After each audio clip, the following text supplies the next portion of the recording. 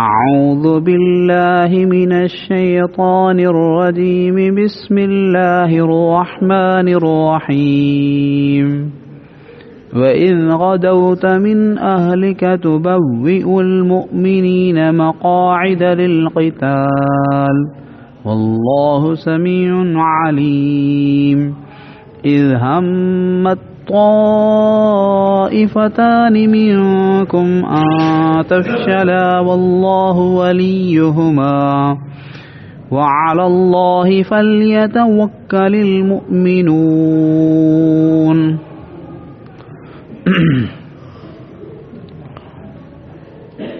अल्हम्दुलिल्लाह, अल्लाह जो फज़ल करम आहे। कुछ अरसे खां इहो सिलसिलो हलियो पे त रसूलुल्लाह सल्लल्लाहु अलैहि वसल्लम जी सीरत तय्यबा जो बयान हो ऐं इन में सिलसिलावार पोएं दफ़े जेको आहे सो 2 हिजरीअ में जेको ग़ज़वे बदर पेश आयो हो उन जे बारे में कुछ ॻाल्हियूं अर्ज़ कयूं हुयूं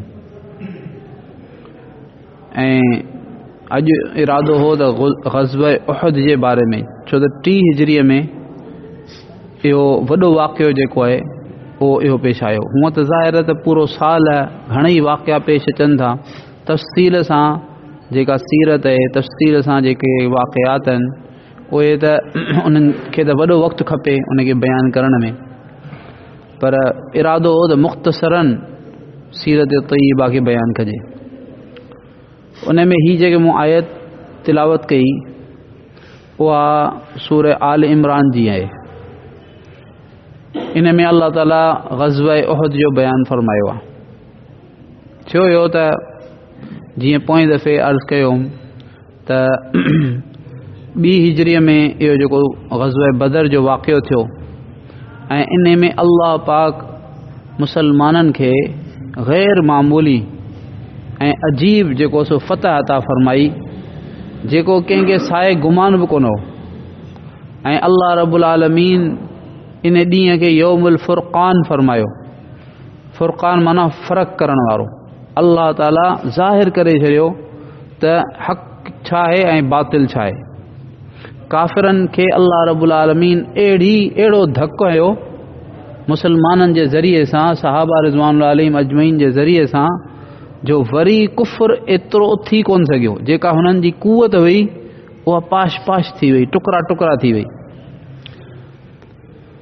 ऐं असल जेको हो त हुननि जो जेको हुननि खे नाज़ जेको सभिनी खां वधीक हिननि जी जेके ताक़त जो जेको राज़ हो उहो तिजारत हुई, माल हो। अक्सर माल इंसान जे अंदरि माल, ताक़त या इज़्ज़त या मर्तबो, को मनसब अल्लाह जी नेमत आहे, पर अक्सर माण्हुनि में तकब्बुर पैदा करे छॾींदो आहे। अक्सर माण्हू इन जे करे जेको आहे सो पंहिंजे पाण खे वधीक पिया सम्झंदा आहिनि ऐं ॿियनि खे हक़ीर पिया सम्झंदा आहिनि। इन खे ई तकब्बुर चइबो आहे।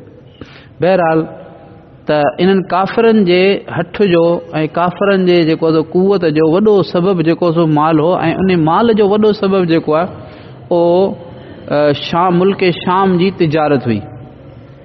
सो वॾो हिकिड़ो लश्कर अबू सुफियान जी क़ियादत में, जेके बाद में मुसलमान था रज़ी अल्लाह ताला अन, इहो लश्कर आयो पे ऐं पोइ इन ई बुनियाद ते जेको आहे सो ग़ज़वे बदर थी। इन जी तफ़सील मूं पोएं बयान में अर्ज़ कई हुई।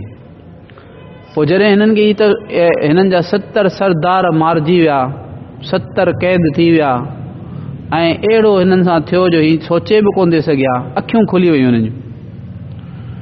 पोइ इहो जेको काफ़िलो वॾो माल खणी आयो हो, वॾो नफ़ो थियो हिननि खे, इहो सॼो माल हिननि जी हिकिड़ी औताक हुई काफ़िरनि जी मक्कतुल मुकरमा में, उहा हुई दारुन नदवा। उन दारुन नदवा में उन्हनि सॼो माल वञी रखी छॾियो त पहिरीं इहो जंग थिए, जंग खां पोइ सभु कुझु कंदासीं, तक़सीम कंदासीं। जंग जो नतीजो अहिड़ो ज़ाहिर थियो जो ख़ुदि अबू सुफियान जो पुटु हंज़ला हो मारियो वियो ऐं अबू जहल मारियो वियो, उन जो पुटु हो इक्रिमा। अहिड़े तरीक़े सां जेको सफ़वान इब्न उमैया हो उनजो उमैया जेको आहे उहो मारियो वियो। त जिन जा माइट मारिया विया ख़ासि तौर ते ऐं क़तलु थिया, उन्हनि खे रखी रखी करे इंतिकाम जो ख़्यालु ईंदो त कंहिं तरीक़े सां असां जेको सो इंतिकाम वठूं। सो इन ओताक में सभु जमा थिया ऐं इन्हनि फ़ैसिलो कयो त भई हिन में ही असल में कई माण्हुनि जो माल हुयो, मके जे शायदि हर घर जो माल हो, ऐं उन्हनि हिसो मिलायो इन तिजारत में। पोइ हुननि चयो त जेको मूर जेको आहे पैसो असुल जेको आहे उहो त था ॾियूं वापसि सभिनी खे, पर जेको फ़ाइदो थियो आहे इहो सॼो फ़ाइदो जेको आहे उन सां हथियार था ख़रीद करियूं ऐं पोइ जेको आहे सो यानी मदीने ते वरी हमिलो था करियूं ऐं बदिलो था वठूं। असां जेको असांखे पेश आयो असां पंहिंजनि जो जेके असांजे मारिया विया उन्हनि जो बदिलो था वठूं। उहो बि चवनि था 50,000 दीनार हुआ, 50,000 सोन जा सिक्का हुआ जेको नफ़ो थियो हुन में। पोइ बहरहाल ॿियनि कबीलनि में बि हिननि जेको आहे सो आवाज़ु हलायो, 3000 माण्हू ऐं कई घोड़े सवार ऐं तमामु वॾो लश्कर जर्रार, एतिरे क़दुरु जो पाण सां गॾु 15 मायूं बि वठी विया हुआ ॻाइण वॼाइण वारियूं। ऐं उन्हनि जो मक़सदु इहो हो त हीअ जेके असांजा माण्हू आहिनि, जेकॾहिं को माण्हू कमज़ोर थींदो त हीअ अशआर ॻाए वॼाए उनखे हिमत ॾियारींदियूं, जोश ॾियारींदियूं, गैरत ॾियारींदियूं। ऐं असांजा जेके मर्द आहिनि उहे बि इन ख़्याल खां जेको आहे सो हिमत कंदा त भई जेकॾहिं असां था भॼूं ऐं असांखे तो कुझु थिए त असांजी औरतूं पकड़ी वेंदियूं ऐं औरतुनि सां कुझु थींदो। औरतुनि जे इन गैरत जे करे ई भला कंहिं दर्जे में बहरहाल हुननि पंहिंजे एतबार सां अबू सुफ़ियान जे क़यादत में इहो जेको लश्कर हाणे रवानो थिए थियो। हुज़ूर पाक सल्लल्लाहु अलैहि वसल्लम जा चाचा हज़रत अब्बास रज़ी अल्लाह ताला अन्हु उन्हनि हिकिड़े माण्हूअ खे तयारु कयो त ऐं ख़त लिखी हुज़ूर पाक सल्लल्लाहु अलैहि वसल्लम ॾे मोकिलियो त हीउ लश्कर हेॾो वॾो अचे पियो तव्हांजे मथां हमिलो करण जे लाइ। ऐं उन माण्हूअ खे चई त घणेई हुनखे पैसा ॾिनई, चई त 3 ॾींहंनि जे अंदरि अंदरि हीउ ख़त हुज़ूर पाक सल्लल्लाहु अलैहि वसल्लम खे पहुचाए छॾ। हुनजी पहुचायो। इहो ॾींहुं ख़मीस जो हो, ख़मीस जे ॾींहुं पहुतो ख़त त हुज़ूर पाक सल्लल्लाहु अलैहि वसल्लम साहबा खे जमा कयो ऐं बल्कि पाण पहिरीं जेको आहे इहो इन जी तस्दीक़ कई। हूअं बि इहो तरीक़ो इहो आहे, क़ुरान पाक में बि इहो बयानु कयो वियो त तव्हांखे जेॾी महिल कंहिं क़िस्म जी का ख़बर पए न, पहिरीं तव्हां उन जी पक करियो त वाक़ई उहा ॻाल्हि सही आहे, ईअं इन खां पहिरीं को क़दम न खणो। हिकमत में बि इहो आहे, यानी मसइलन हिकिड़ो माण्हू अची तव्हांखे चए थो त भई मूंखे फलाणे माण्हूअ हीअ तकलीफ़ पहुचाई आहे, हिकिड़ो माण्हू तव्हां वटि अचे थो मुंहिंजूं हिकिड़ी अखि कढी जरी आहे फलाणे माण्हू, वाक़ई उनजी अखि निकितल बि आहे, त तव्हां यकदमि न को दिलि में उन माण्हूअ जे बारे जंहिंजी शिकायत खणी आयो आहे दिलि में बि उन माण्हूअ जे बारे में फ़ैसिलो न करियो ऐं हूअं ज़ाहिर में बि को फ़ैसिलो न करियो जेसि ताईं पहिरीं उन माण्हूअ खे घुरायो। थी सघे थो त हिन जंहिंजी जेको शिकायत खणी आयो आहे हिन पहल कई हुजे ऐं हुन जी हिकु अखि निकितल आहे, हिन 2 अखियूं कढी छॾियूं हुजनि पहिरीं, त असल ॻाल्हि थींदी आहे वाज़े तरह जेॾी महिल माण्हू जेको आहे सो तहक़ीक़ करे। बहरहाल सो जेॾी महिल इहो हुज़ूर सल्लल्लाहु अलैहि वसल्लम खे अब्बास रज़ी अल्लाह ताला जो ख़त पहुतो, पाण माण्हू मोकिलियो, हिकिड़ो माण्हू मोकिलियुनि त तूं वञी जाइज़ो वठी अच त ॻाल्हि सची आहे या न। हुन चयो साईं बिल्कुलु सची आहे, ऐं बल्कि काफ़रनि जो जेको लश्कर आहे उहो मदीने जे बिल्कुलु वेझो अची पहुची वियो आहे। पोइ पाण वरी हिकिड़े ॿिए माण्हू खे मोकिलियो त तूं वञी ॾिस त माण्हू घणा आहिनि, कीअं आहे, छा आहे, लश्कर जो छा हाल आहे। पोइ पाण सल्लल्लाहु अलैहि वसल्लम साहबा खे जमा फरमायो ऐं पाण हुननि खां मशवरो कयो त हाणे छा कजे। सो मशवरो थियो, जेके वॾा वॾा सहाबा हुआ हज़रत अबू बकर सिद्दीक़, हज़रत उमर रज़ी अल्लाह ताला अन्हु, हज़रत अली रज़ी अल्लाह ताला, हज़रत उस्मान रज़ी अल्लाह ताला, उन इहो चयो त भई यानी हुज़ूर सल्लल्लाहु अलैहि वसल्लम जी राय बि पाण फरमाए त यानी पाण सल्लल्लाहु अलैहि वसल्लम जो मैलान इन ॻाल्हि जी तरफ़ हो त मदीने में रही करे पाण मुक़ाबिलो करियूं, दिफ़ा करियूं। ऐं हुननि वॾनि सहाबा जो बि इहो, पर जेके जवान हुआ ऐं जोशीला हुआ ऐं पहिरीं जेको ग़ज़वे बदर हो उन में उन्हनि खे शिरकत जो मौक़ो कोन मिलियो, उन्हनि चयो त साईं न ॿाहिरि निकिरी मुक़ाबिलो करियूं। बल्कि बाज़ वॾनि बि मसलन हज़रत हमज़ा रज़ी अल्लाह ताला हुज़ूर सल्लल्लाहु अलैहि वसल्लम जा चाचा, उन्हनि बि चयो त ॿाहिरि निकिरी करे। अहिड़े तरीक़े सां जेको आहे साद इब्न उबादा रज़ी अल्लाह ताला अन्हु, उन्हनि बि चयो, इसरार सां चयो। होॾां नौजवान चयो, हेॾां कुझु वॾा बि उन्हनि सां शामिल थी विया। पाण सल्लल्लाहु अलैहि वसल्लम जिन तय कयो चलो ठीकु आहे। अच्छा, इन मौक़े ते पहिरें दफ़ा मुनाफ़िक़नि जो जेको सरदार हो जेको उबई बिन अब्दुल्लाह इब्न उबई बिन काब, उन खां जेको अब्दुल्लाह इब्न अबी इब्न सलूल, उन खां जेको न उबई इब्न सलूल जेको आहे उन खां बि मशवरो वरितो वियो त हीउ होशियारु आहे, हिन खां थोरो मशवरो वठूं। हुन चयो त साईं ॻाल्हि इहा आहे त हमेशह असांखे तजुर्बो आहे त असां जॾहिं बि मदीने खां ॿाहिरि निकिरी करे जेको आहे न उहो पंहिंजे दुश्मन सां मुक़ाबिलो कयो आहे त असां जेको आहे सो नुक़सानु खयो आहे, ऐं जॾहिं बि मदीने में रही करे जेको असां मुक़ाबिलो कयो आहे त दुश्मन खे नुक़सानु पहुचायो अथऊं। इन करे मुंहिंजी राय इहा आहे त मदीने में रही करे मुक़ाबिलो करियूं, छो त जेॾीमहिल जेकॾहिं मदीने में अची करे उहे असांजे मथां हमिलो कंदा त असांजा जेके मर्द आहिनि उहे उन्हनि सां विढ़ंदा, ऐं असांजूं जेके औरतूं आहिनि उहे मथां छितियुनि तां जेको आहे सो पत्थर उछलींदियूं दुश्मन ते। त बहरहाल पर हुज़ूर पाक सल्लल्लाहु अलैहि वसल्लम जेको आहे सहाबा जे मशवरे खां पोइ इहो तय कयो, पाण यानी पाण सल्लल्लाहु अलैहि वसल्लम ऐं हज़रत अबू बकर सिद्दीक़ ऐं हज़रत उमर रज़ी अल्लाह ताला इहे अक्सर गॾु हूंदा हुआ। हज़रत अबू बकर सिद्दीक़ हज़रत उमर रज़ी अल्लाह ताला अक्सर जॻहियुनि ते हुज़ूर सल्लल्लाहु अलैहि वसल्लम सां गॾु ई गॾु शेख़ैन उन्हनि खे चवनि था, एतिरा गॾु जो सुभान अल्लाह, दुनिया में त गॾु हर वक़्तु गॾु। पाण सल्लल्लाहु अलैहि वसल्लम फरमाईंदा, दख़लतु अना व अबू बकर व उमर, ख़रजतु अना व अबू बकर व उमर, ज़हबतु अना व अबू बकर व उमर, जिअतु अना व अबू बकर व उमर। एतिरो जो अल्लाह रब्बुल आलमीन इहो साथ जेको आहे उहो बरज़ख में बि बरक़रार रखियो। हींअर बि गॾु ई सुता पिया आहिनि, हींअर बि मदीने पाक में जेको आहे हुज़ूर पाक सल्लल्लाहु अलैहि वसल्लम जिन सां अल्लाह पाक खे हिननि जो प्यार अहिड़ो वणियो जो अल्लाह ताला पंहिंजे हबीब सल्लल्लाहु अलैहि वसल्लम सां हिन खे साथ करे छॾियो, ऐं हींअर बि गॾु ई सुता पिया आहिनि। ऐं क़यामत जे ॾींहुं बि जेॾीमहिल उथंदा ओॾी महिल पाण सल्लल्लाहु अलैहि वसल्लम फरमाए, आउं उथंदुसि, मुंहिंजे हिकिड़े पासे अबू बकर हूंदो, हिकिड़े पासे उमर हूंदो, इन शान सां उथंदा। अल्लाह रब्बुल आलमीन क़यामत ताईं इहो साथ ॾेई छॾियो। बहरहाल हुजरे पाक में हुज़ूर सल्लल्लाहु अलैहि वसल्लम जे हुजरे में हुजरे आयशा रज़ी अल्लाह ताला अन्हा में ए बि हुज़ूर सल्लल्लाहु अलैहि वसल्लम सां गॾु दाख़िल थिया, ऐं पाण वञी ऐं अंदरि वञी पाण सल्लल्लाहु अलैहि वसल्लम ज़िरा पाए आया।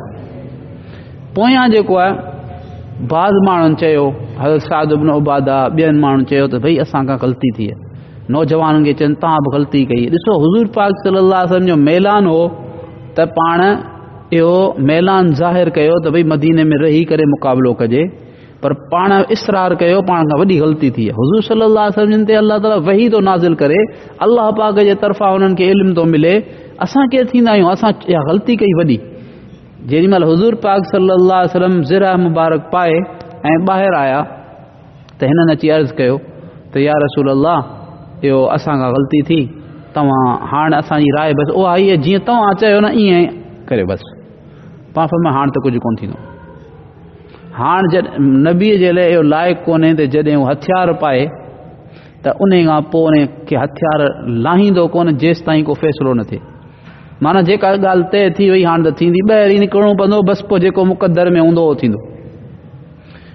उहा राति जेका आहे बहरहाल पाण सल्लल्लाहु अलैहि वसल्लम, अच्छा इहो इन खां पहिरीं इहो थियो त इहा जेका जुमे जी राति हुई, इन जुमे जी राति सहाबा रिज़वानुल्लाह अजमईन हुज़ूर सल्लल्लाहु अलैहि वसल्लम जो पहिरों ॾिनो हज़रत साद इब्न उबादा ऐं अहिड़े तरीक़े सां ॿिया हज़रात, इहो साद इब्न मुआज़, साद इब्न उबादा ऐं उसैद इब्न हुज़ैर, इन्हनि टिनी हुज़ूर सल्लल्लाहु अलैहि वसल्लम जे घर मुबारक जो पहिरों ॾिनो, छो त लश्कर काफ़िरनि जो बिल्कुलु वेझो अची वियो। ऐं पोइ ॿिए ॾींहुं जुमो, जुमे जी नमाज़ पढ़ी ऐं पोइ वरी पाण सल्लल्लाहु अलैहि वसल्लम सहाबा खे तरग़ीब ॾिनी, सहाबा तयारु थी विया। कुल जेके माण्हू तयारु थिया उहे 1000 हुआ। हे 1000 अॻियां निकिता त हिकिड़ी जॻह ते पहुता, उहद जेको आहे जबल उहद, उहो मदीना मुनव्वरा खां तक़रीबन 2 मीलनि जे फ़ासिले ते आहे।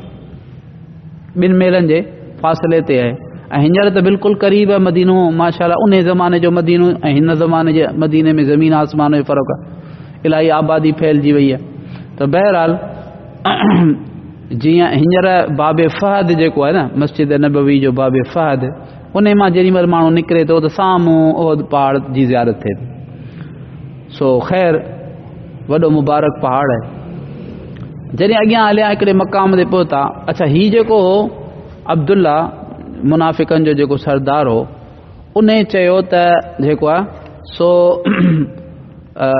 भई तव्हां असांजी ॻाल्हि कान मञी मूं जेका राय ॾिनी हुई न त मदीने में रही करे जेको मुक़ाबिलो करियो ॿाहिरि न निकिरो तव्हां असांजी ॻाल्हि ई कान मञी असांजी ॻाल्हि वरिती कान थी वञे असांजी ॻाल्हि मञी कान थी वञे इन करे असां तव्हां सां छो हलूं गॾु ऐं पंहिंजा माण्हू वठी वापसि थो वञा उहो 300 माण्हू वठी ऐं हू वापसि निकिरी वियो हाणे बाक़ी 700 अची बचा होॾां हुननि जो लश्कर 3000 जो आहे ऐं इते 2 क़बीला हुआ ख़ालिफ़ हुआ मुसलमाननि जा हुआ पर जेॾी महिल ही जुदा थी विया पाण में माइट हुआ मदीने जा हुआ त जेॾी महिल ही विया हलिया 300 माण्हू मुनाफ़िक त हिननि खे जेको आहे सो ॿिनि क़बीलनि खे बि दिलि अची कमज़ोर थी हुननि चयो त भई हाणे 700 माण्हू आहियूं असां होॾां हू 3000 आहिनि हाणे असांखे मुक़ाबिलो करणु घुरिजे न घुरिजे या त कहिड़ी सूरत इख़्तियार करियूं छा करियूं माना हिननि जूं दिलियूं कमज़ोर पियूं थियूं पर अल्लाह ताला उन जो ज़िक्र फरमायो क़ुर पाक में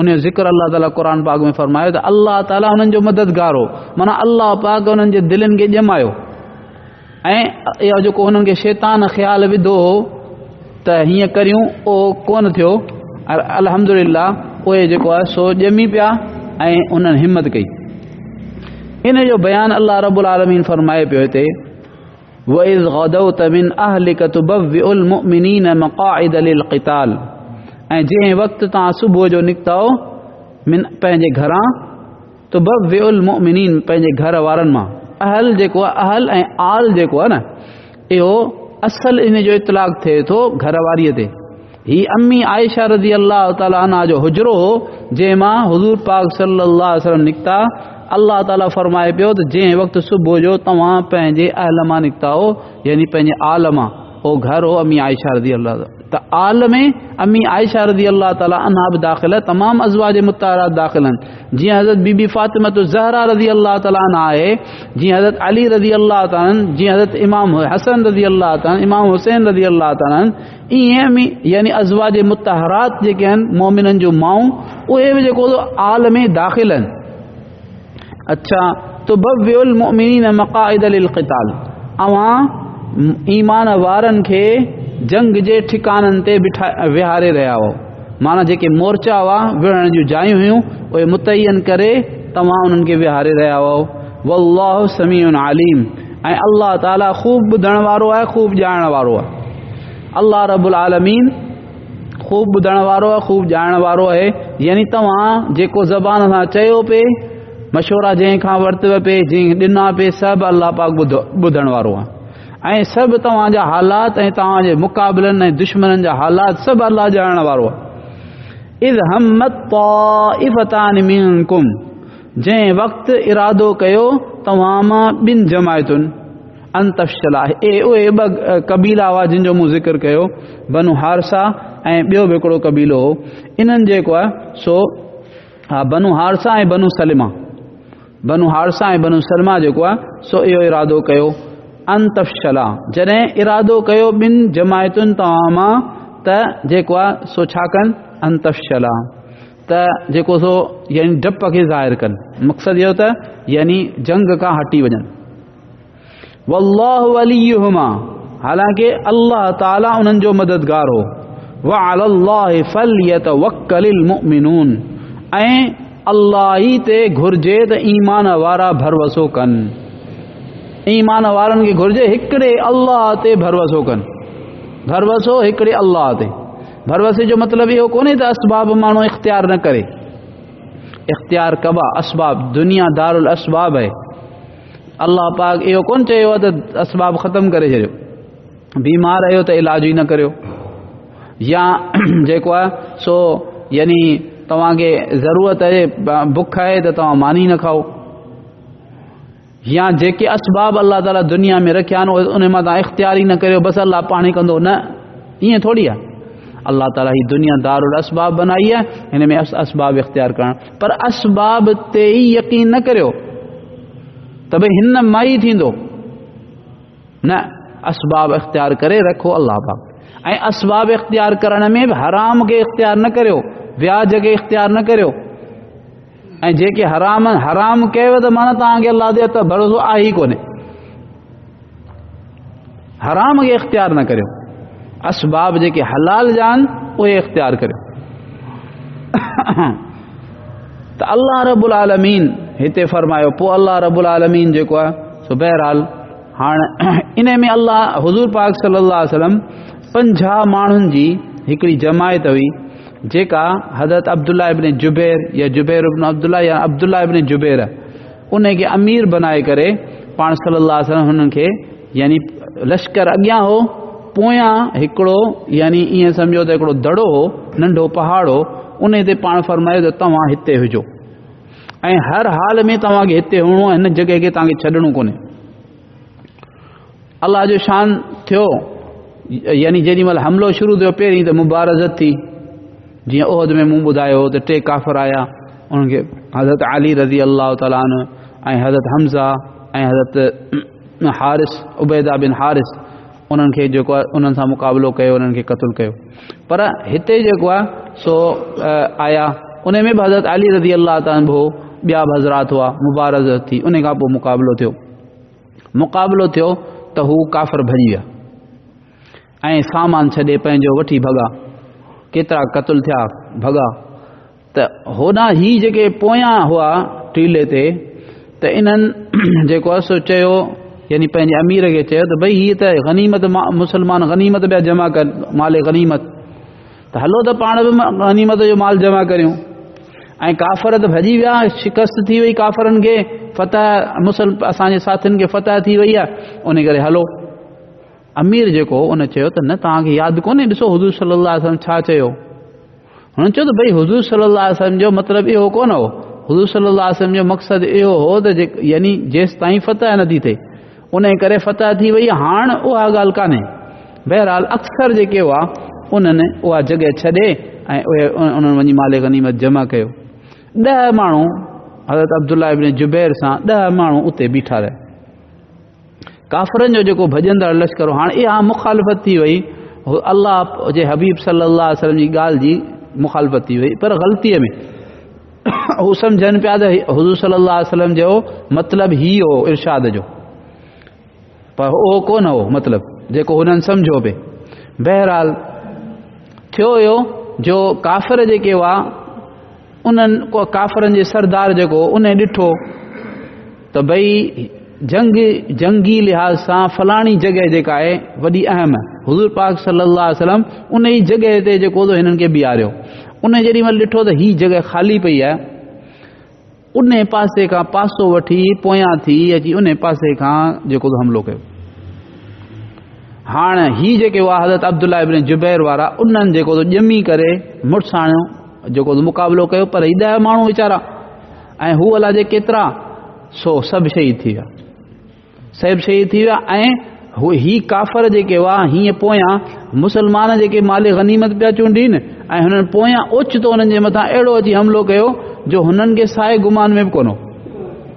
हितां जेॾी महिल ही हमिलो थियो त हू जेके भॻा बे काफ़िर उन्हनि जेॾी महिल ॾिठो त उहे बि वापसि थिया। हाणे मुसलमान विच में ऐं ॿिन्ही पासे खां काफ़िरनि जे हुन में अची विया, जंहिंजे करे जेको आहे सो कई शहादतूं थियूं ऐं हुज़ूर पाक सल्लल्लाहु अलैहि वसल्लम पाण बि जेको आहे ज़ख़्मी थिया हुज़ूर। ऐं इन में इहा जेको आहे सो यानी ख़बर कंहिं उॾाई त भई हुज़ूर पाक सल्लल्लाहु अलैहि वसल्लम शहीद थी विया। हाणे हुज़ूर सल्लल्लाहु अलैहि वसल्लम सां सहाबा खे एॾो इश्क़ हो जो जेॾी महिल हुज़ूर सल्लल्लाहु अलैहि वसल्लम जी शहादत जी ख़बर पई त हुननि जा सफ़ा हौसला जेके आहिनि सो के त जेके जंग जे मैदान खे छॾे विया, के उते हिकिड़े पासे बि जेको आहे सो बसि हुननि खे ख़बर ई कान पई पए त छा पियो थिए, ईअं सम्झो हुननि जा होश ई उॾी विया। इन हालत में बि हिकिड़ी जमायत हुई जान निसारनि जी जेका ॼमी वेठी हुई ऐं उन हुज़ूर सल्लल्लाहु अलैहि वसल्लम जे आस पास जेको आहे सो अहिड़ो हल्को ॿधो, इन में सहाबा अजीब अजीब कारनामा सहाबा जा ज़ाहिर थिया। कीअं कंहिं जेको तो पंहिंजे तिरनि ते जेको तो तीर खया, कंहिं पंहिंजे चहिरे जे साम्हूं करे जेको तो मुंहुं साम्हूं करे तीर ऐं तलवार जा जेके वार आया पे सभु पंहिंजे मथां खया, त हुज़ूर सल्लल्लाहु अलैहि वसल्लम जिन खे कुझु न थिए। उन जे बावजूदि पाण सल्लल्लाहु अलैहि वसल्लम खे पत्थर लॻो। हिकिड़े माण्हू बदबख्त पत्थर हुयो काफ़िर, जेको पाण सल्लल्लाहु अलैहि वसल्लम खे चप ते लॻो ऐं पाण सल्लल्लाहु अलैहि वसल्लम जो ॾंद मुबारक शहीद थी वियो ऐं पाण किरी पिया। पाण सल्लल्लाहु अलैहि वसल्लम जिन खे ज़ख़्म आया ऐं पाण बेहोश थी किरी पिया, खॾे में किरी पिया। ऐं अहिड़े हालत में जेको आहे सो उन खां पोइ वरी जेको हुज़ूर सल्लल्लाहु अलैहि वसल्लम जिन जे तरफ़ां ऐलान कयो वियो। हज़रत अली रज़ी अल्लाह तान पंहिंजी बहादुरी ॾेखारी। पाण सल्लल्लाहु अलैहि वसल्लम हज़रत अली रज़ी अल्लाह तान खे फरमायो हिकिड़ी जमायत जेका आहे उहा यानी हमिलो करण जे लाइ वेझी आई, जथे जो जथो काफ़रनि जो हुज़ूर सल्लल्लाहु अलैहि वसल्लम जे खे नऊज़ बिल्लाह शहीद करण जे लाइ। हज़रत अली रज़ी अल्लाह तान खे पाण सल्लल्लाहु अलैहि वसल्लम फरमायो जेको हिन खे जेको आहे सो हटाए उहो जन्नत में मुंहिंजो साथी आहे। हज़रत अली रज़ी अल्लाह तान अकेलो जेको आहे न उन सभिनी खे हटाए ऐं जो भॼाए छॾियो। वरी ॿिए दफ़ा वरी टे दफ़ा पाण सल्लल्लाहु अलैहि वसल्लम हज़रत अली रज़ी अल्लाह ताला खे ख़ुशख़बरी ॿुधाई। अहिड़े तरीक़े सां तमामु सहाबा जेको कड़ियूं जेके ख़ोद जेको हो लोह जी टोपी हुई उन जूं जेके कड़ियूं हुयूं उहे पाण सल्लल्लाहु अलैहि वसल्लम जे अंदरि दिमाग़ मुबारक में घड़ी हुयूं, यानी ज़ख़्म में अंदरि घिड़ी हुयूं। पोइ हिकिड़े सहाबी उन खे छिकियो ॾंद सां, त ॾंद सां छिकईं त जेको ॾंद भॼी पियो, पर हू जेका कड़ी हुई उन खे बि कढी वरितईं। वरी ॿी अञा कड़ी हुई उन खे कढणो हो, त वरी उन सहाबी चयो हज़रत अबू बकर सिद्दीक़ रज़ी अल्लाह ताला जे अॻियां वधाए, हुन चयो न साईं महिरबानी करे मूंखे अॼु मौक़ो ॾियो, अॼु मूंखे जेको जन्नत खटणी आहे। ऐं वरी बि उन ॾंद विझी ऐं ज़ोर सां छिकियो त ॿियो ॾंद बि टुटी पियो। हुनखे इन जी परवाह कान हुई। अजीब अजीब कारनामा साहबा जा ज़ाहिर थिया। बहरहाल 70 साहबा हिन में शहीद थिया ऐं केतिरा जेको ज़ख़्मी थिया। हाणे इन में अल्लाह रब्बुल आलमीन ही जेको सूरह आल इमरान आहे, इन सूरह आल इमरान में इते अल्लाह ताला मुख़्तलिफ़ आयतुनि में मुसलसल इन मज़मून खे जेको आहे सो यानी बयान फरमायो। ऐं इहो बि त भई ही जेको थियो आहे इन में चूंकि जेको आहे सो कुझु यानी ग़लतियूं थियूं आहिनि, कुझु ग़लतियूं थियूं आहिनि सहाबा रिज़वानुल्लाह अलैहिम अजमईन खां, जंहिंजे करे जेको ही वाक़ियो थियो। हिकिड़ो त अल्लाह पाक जे हुक्म सां थियो आहे, जेको कुझु थियो आहे अल्लाह पाक जे हुक्म सां थियो, अल्लाह जे हुक्म खां सवाइ ॿियो कुझु कोन थो थिए। ऐं पर इन जो जेको सबबु हो उन में पाण सल्लल्लाहु अलैहि वसल्लम सहाबा खां बि ग़लतियूं थियूं आहिनि। लेकिन अल्लाह रब्बुल आलमीन छा फरमायो? अल्लाह रब्बुल आलमीन फरमायो वलक़द आफ़ा अन्कुम अन्हुम, जिन खां ग़लती थी न अल्लाह ताला फरमायो वलक़द आफ़ा अन्हुम, असां उन्हनि खे बख़्श करे छॾियो। इहो बि अल्लाह क़ुर में ज़िक्र फरमायो। अल्लाह रब्बुल आलमीन हिते हिन ई सूरत में अल्लाह रब्बुल आलमीन फरमायो त अल्लाह पाक उन्हनि खे माफ़ करे छॾियो। यानी सुन्नी अक़ीदो इहो आहे त भई बल्कि अहले सुन्नत वल जमात जो इहो अक़ीदो आहे या सुन्नी अक़ीदो इहो ई आहे त भई सहाबा जेके आहिनि उहे मासूम कोन्हनि। मासूम उन खे चइबो आहे जंहिंखां गुनाह थिए ई न, गुनाह थी सघे थो। मासूम सिर्फ़ ऐं सिर्फ़ जेके आहिनि इंसाननि मां अंबिया अलैहिस्सलातु वस्सलाम, हुज़ूर पाक सल्लल्लाहु अलैहि वसल्लम, ॿिया अंबिया अलैहिस्सलातु वस्सलाम, इन्हनि खे मासूम चई सघिजे थो। बाक़ी ॿिए कंहिं इंसान खे हिकिड़ो चवंदा आहियूं नंढड़ो ॿारु मासूम, ठीकु आहे, उहो त मतिलबु त उहो अञा बालिग़ ई कोन थियो आहे, उहो इन एतबार सां। पर बालिग़ थियण खां पोइ को बि इंसान मासूम कोन्हे सवाइ नबियनि जे। अंबिया अलैहिस्सलातु वस्सलाम मासूम आहिनि। अंबिया अलैहिस्सलातु वस्सलाम खां सवाइ ॿिए कंहिंखे मासूम चवणु वॾो जेको आहे अक़ीदे जी वॾी ख़राबी आहे,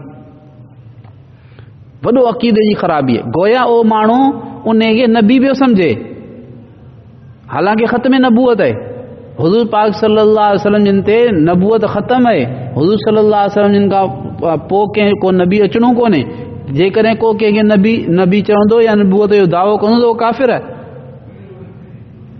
हाणे जेकॾहिं ख़ुदा न ख़ासिता हुज़ूर सल्लल्लाहु अलैहि वसल्लम खां पोइ अलावा बि ॿिए कंहिंखे मासूम चइजे त जहिड़ो हुनजे लाइ मासूम त नबी हूंदो आहे। नबी खां सवाइ त को मासूम थी कोन थो सघे, ग़लती थी सघे थी। पर सहाबा रिज़वानुल्लाह अलैहिम अजमईन छा आहिनि? महफ़ूज़ आहिनि। हिकिड़ो हूंदो मासूम, ॿियो हूंदो महफ़ूज़। महफ़ूज़ छा खे चइबो? महफ़ूज़ चइबो आहे त ग़लती त उन खां थी सघे थी, पर उनखे ग़लतीअ ते अल्लाह बरक़रार कोन रखंदो। अल्लाह पाक उनखे तौबा जी तौफ़ीक़ ॾेई उनखे माफ़ करे छॾींदो।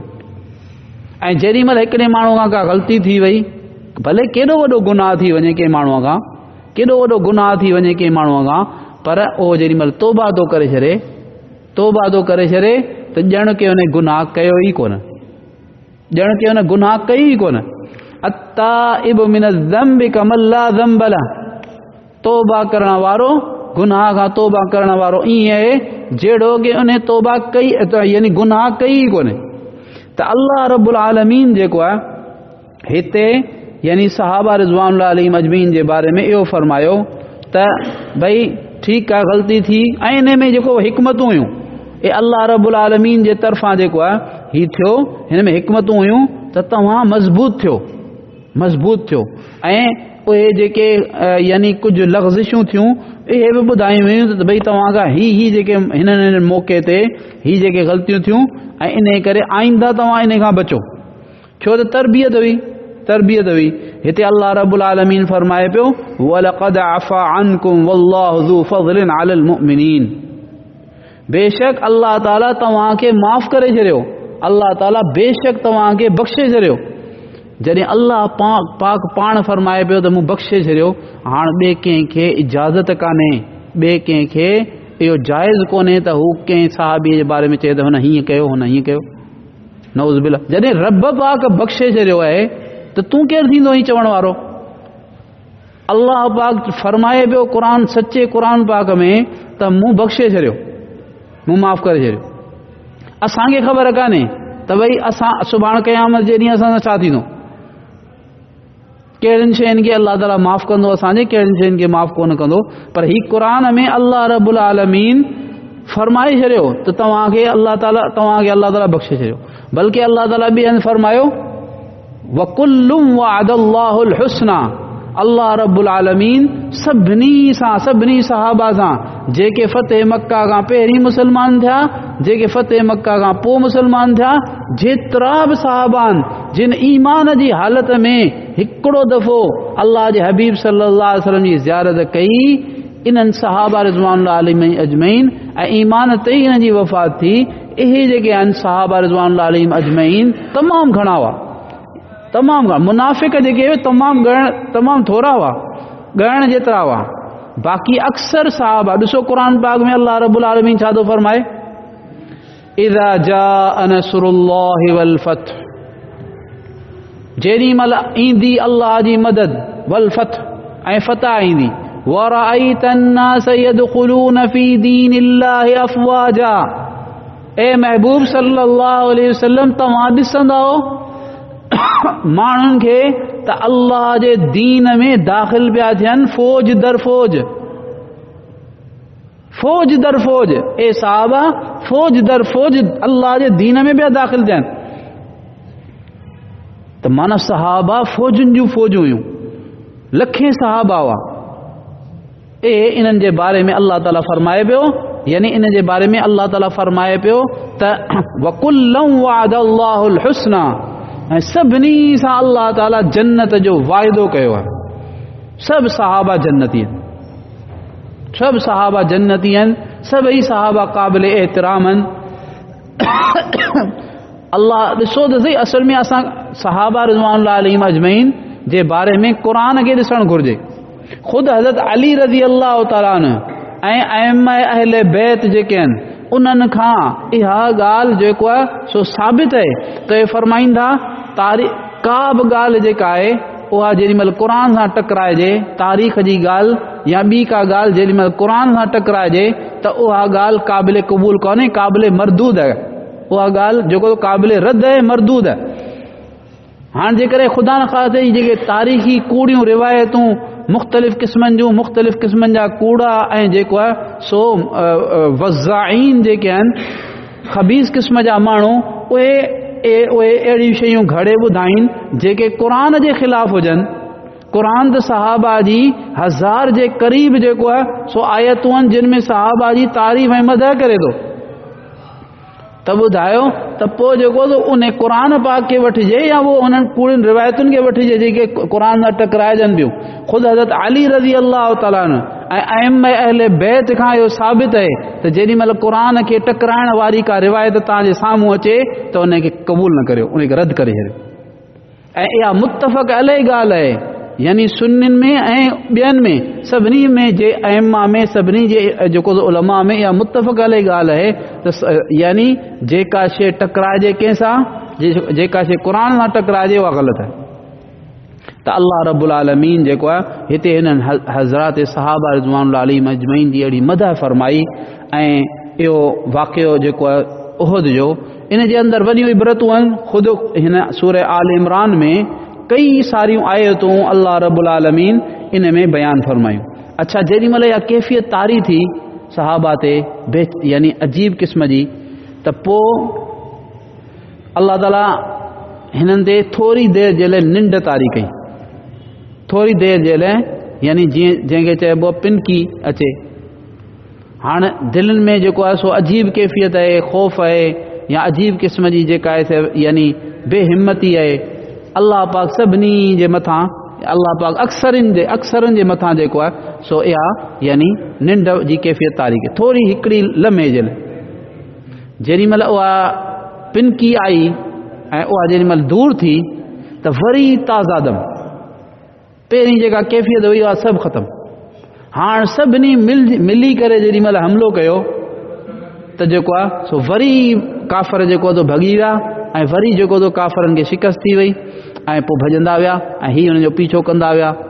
ऐं अहिड़े हालत में जेको आहे अल्लाह रब्बुल आलमीन इहा यानी इहो वाक़ियो थियो।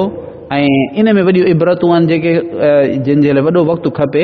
ऐं क़ुरान में जेका सूरह आल इमरान जो यानी कुझु इब्तिदाई हिस्से में त ईसाइनि जे बारे में कुझु बयानु आहे ऐं उन खां पोइ जेको आहे उन में कई सारियूं आयतूं आहिनि जंहिंमें अल्लाह रब्बुल आलमीन इन जूं हिकमतूं ऐं इन जे अंदरि जेको कुझु वाक़ियात पेश आया उन्हनि जे बारे में हिदायत ऐं आइंदा जे बारे में जेको आहे सो यानी रहनुमाई, इहो सभु कुझु अल्लाह रब्बुल आलमीन हिन में बयानु फरमायो।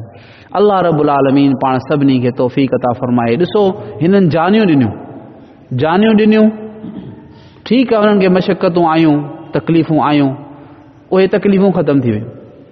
हमेशह वक़्त जी जेका तकलीफ़ हूंदी आहे उहा ख़तमु थी वेंदी आहे, पर उन जो जेको अजुर आहे उहो कॾहिं बि ख़तमु कोन थींदो। हाणे इहे मुबारक हस्तियूं हुज़ूर पाक सल्लल्लाहु अलैहि वसल्लम ऐं हुज़ूर पाक सल्लल्लाहु अलैहि वसल्लम जा सहाबा अहले बैत, इन्हनि जेके कुझु यानी क़ुर्बानियूं ॾिनियूं, तकलीफ़ूं, ठीकु आहे, तकलीफ़ आई, क़ुर्बानियूं थियूं, पर उहे ख़तमु थी वियूं, उहे आरज़ी हुयूं। पर उन जो जेको अजुर आहे जेॾी महिल शुरू थियो त उहो ख़तमु थींदो, कॾहिं बि ख़तमु कोन थींदो। हींअर बि उहे जन्नत में आहिनि, हींअर बि उन्हनि जूं जेके क़बरूं आहिनि जन्नत जा बाग़ आहिनि। ऐं पोइ इहा जन्नत जेका शुरू थी आहे इहा वरी ख़तमु कान थींदी। बरज़ख जो मैदान, उन खां पोइ विच में सिर्फ़ु जेको आहे सो जा क़यामत जो मैदान ईंदो, बरज़ख जो हाल आहे, ऐं उन खां पोइ हमेशह हमेशह लाइ जन्नत। पर जिन माण्हुनि दुनिया जे करे, दुनिया जे थोरे मज़े जे करे, हराम लज़्ज़त जे करे ऐं दुनिया जी अग़राज़ जे करे छा कयो, हक़ खे छॾे ॾिनो, बातिल खे इख़्तियार कयो, त ठीकु आहे, थोरी उन्हनि खे लज़्ज़त मिली, वक़्त जी थोरी लज़्ज़त मिली, थोरा हुननि पंहिंजा अग़राज़ दुनियावी अग़राज़ जेके आहिनि उहे पूरा कया, पर उहे दाइमी रहिया, उहे बि ख़तमु थी विया, ख़तमु त हिते दुनिया में हर हिक खे थियणो आहे। इंसान बि ख़तमु थी वेंदा, इंसाननि जा औकात बि ख़तमु थी वेंदा, इंसाननि खे पेश आमदा जेके वाक़ियात आहिनि ऐं हालात आहिनि उहे बि ख़तमु थियणा आहिनि। दुनिया त फ़ानी आहे, पर जंहिं माण्हू अल्लाह जी रज़ा जे मुताबिक़ ऐं अल्लाह रब्बुल आलमीन जे हुक्म जे मुताबिक़ अल्लाह खे ख़ुशि करण जे लाइ तकलीफ़ खे कोन ॾिठो, बल्कि अल्लाह जे हुक्म खे ॾिसी, हक़ खे ॾिसी उन खे अपनायो ऐं पंहिंजी ख़्वाहिश ते कोन हलियो त छा थोरी तकलीफ़ बर्दाश्त कंदो, पर पोइ हमेशह हमेशह जे लाइ राहत। ऐं उन जे मुक़ाबले में ॿियो माण्हू आहे बेवकूफ़, जंहिं माण्हूअ पंहिंजी आख़िरत खे कोन ॾिठो, जंहिं माण्हूअ जेको आहे आख़िरत खे कोन ॾिठो, जंहिं माण्हूअ जेको अंजाम खे कोन ॾिठो, उन माण्हूअ पंहिंजी नफ़्स जी ख़्वाहिश जी पैरवी कई, त पोइ छा थियो? उहो थोरी देरि जे लाइ उहा लज़त हुन खां हासिल कई, पर पोइ उन जो जेको अज़ाब आहे उहो हमेशह हमेशह जे लाइ दाइमी मुसीबत बणिजी करे जेको आहे सो उन जे ॻिचे जो हार बणिजंदो, जंहिं मां पंहिंजे पाण खे छॾाए कोन सघंदो। अल्लाह रब्बुल आलमीन शल सही सम्झ नसीब फरमाए। चवंदा न रब रुसे मत खसे, रब रुसे मत खसे।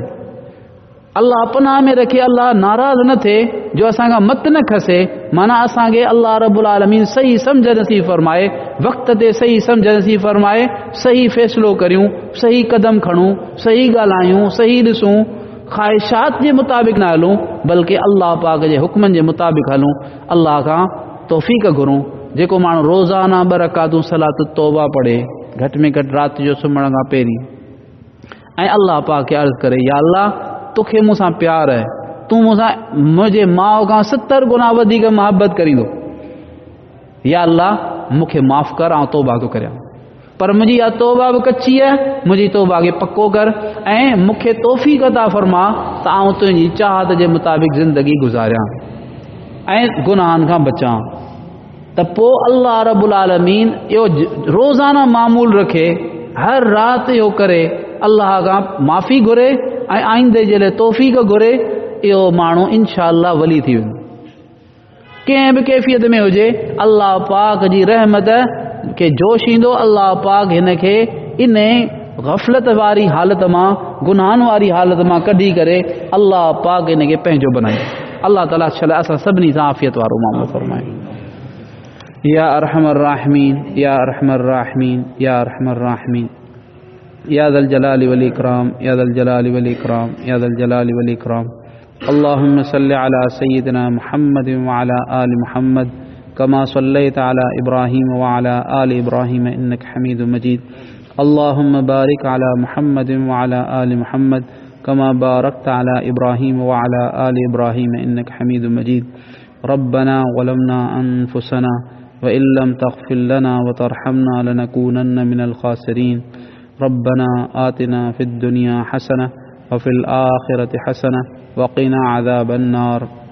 अल्लाहुम्मा इन्ना नस्अलुका मिनल खैरि कुल्लिहि आजिलिहि व आजिलिहि मा अलिमना मिन्हु व मा लम नअलम व नऊज़ु बिका मिनश शर्रि कुल्लिहि आजिलिहि व आजिलिहि मा अलिमना मिन्हु व मा लम नअलम व नस्अलुका मिन खैरि मा सअलका मिन्हु नबियुका मुहम्मद सल्लल्लाहु अलैहि वसल्लम व नऊज़ु बिका मिन शर्रि मा इस्तआज़ मिन्हु नबियुका मुहम्मद सल्लल्लाहु अलैहि वसल्लम व अंतल मुस्तआन व अलैकल बलाग व ला हौल व ला कुव्वत इल्ला बिल्लाह। या अल्लाह असां सभिनी जे गुनाहनि खे मुआफ़ फरमा, पूरी उम्मत मुस्लिमा जे गुनाहनि खे मुआफ़ फरमा, असांखे पूरी उम्मत खे सच्ची तौबा जी तौफ़ीक़ अता फरमा, असांजी पूरी उम्मत जी ज़ाहिरी बातिनी इस्लाह ऐं तरबियत फरमा। या अल्लाह असांखे हिदायत नसीब फरमा, कामिल हिदायत नसीब फरमा। या अल्लाह असांखे पूरी उम्मत मुस्लिमा खे कामिल हिदायत नसीब फरमा, असांखे पूरी उम्मत मुस्लिमा खे कामिल हिदायत नसीब फरमा।